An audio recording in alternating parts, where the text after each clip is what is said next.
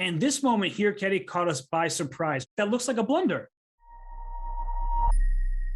We are going to do our rapid recap here from the FIDE Grand Prix round one. It was an exciting day of action and no more excitement than on this board between Wojtaszek and Richard Rapport, because Keti, we saw a Catalan. We've seen that many times at the highest level here, but look at this move right here with C5. So this was an interesting choice by Rapport. It was absolutely very interesting. I don't know if that was the most it was the best one. He gonna for sure prepare a little bit and look through these lines, but for us it was very interesting to see.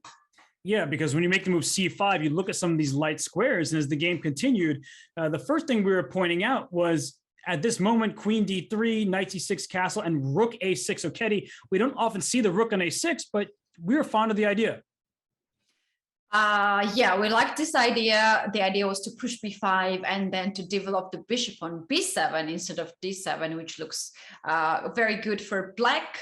But something went really wrong for black, even after this fancy rook a6 move.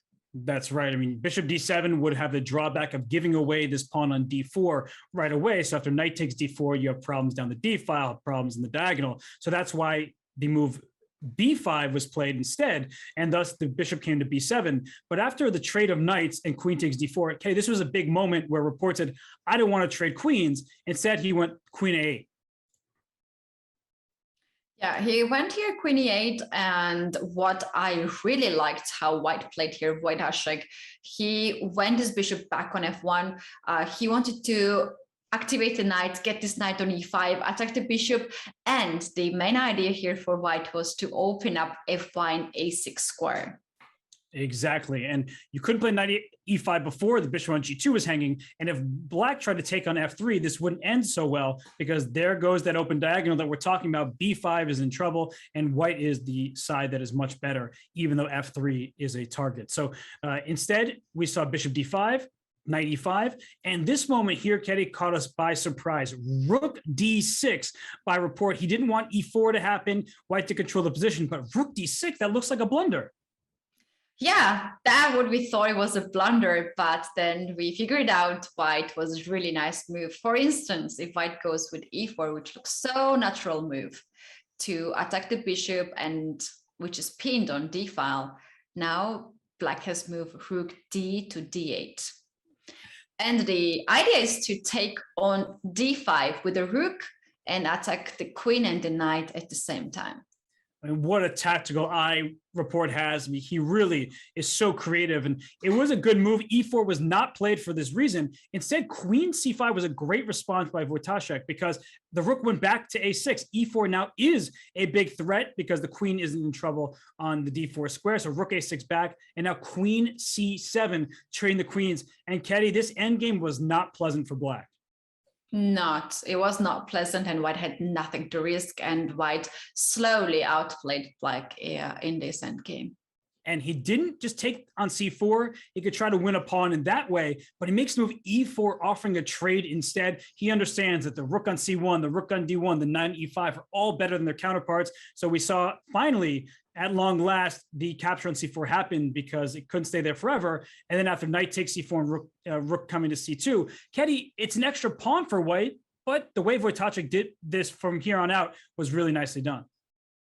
Yeah, absolutely. He found the best squares for its pieces, and he maintained the extra pawn on the board, which was very nicely played by him. Yeah, and Rapport, he tried his best. Rook to h8, knight e5, and then rook to b5. And I like the maneuvering of the knight to d3, from c4 to e5 to d3. And then eventually this knight, it helps out and goes to the b4 square after the rook trade. So Keti, I think we can forgive the players at this moment, but after knight c4, there was an amazing sequence.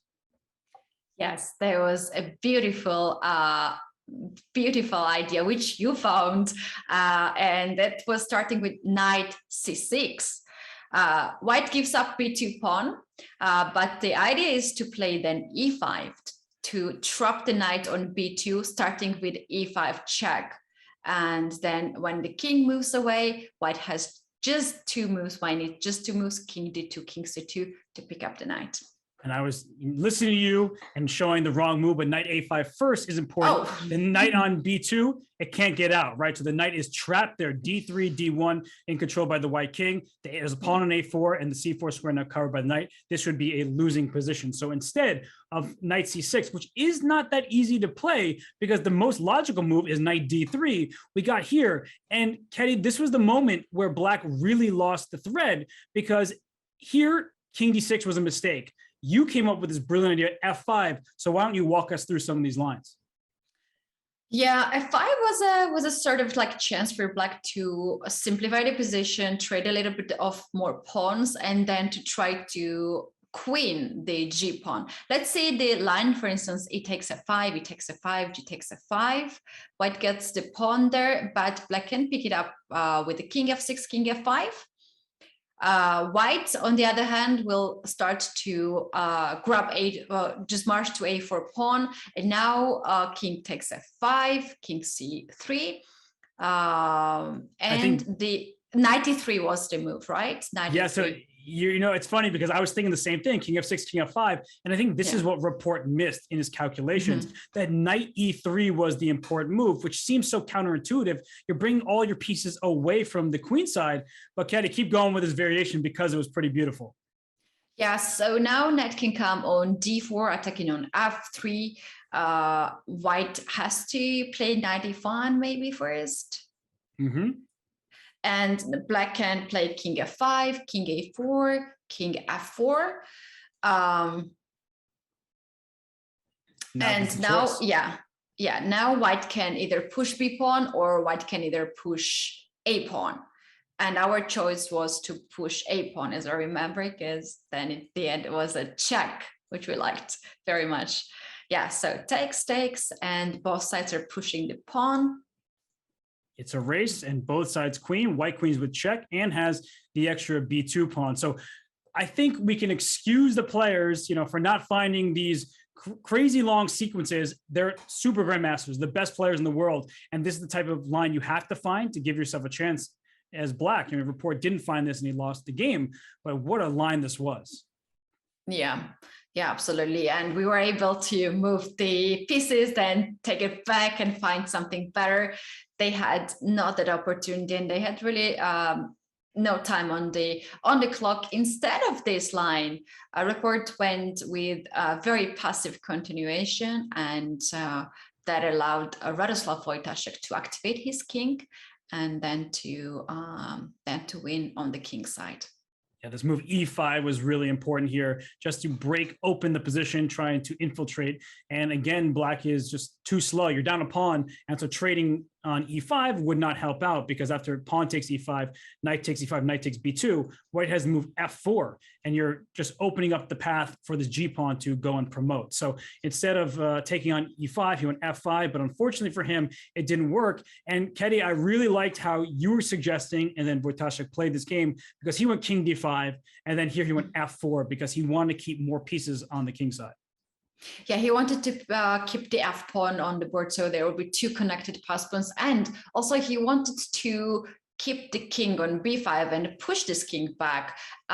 What I really liked was also to maneuver the knight, knight e1, knight g2, knight e3, and this knight was able to control g pawn and also c4 square.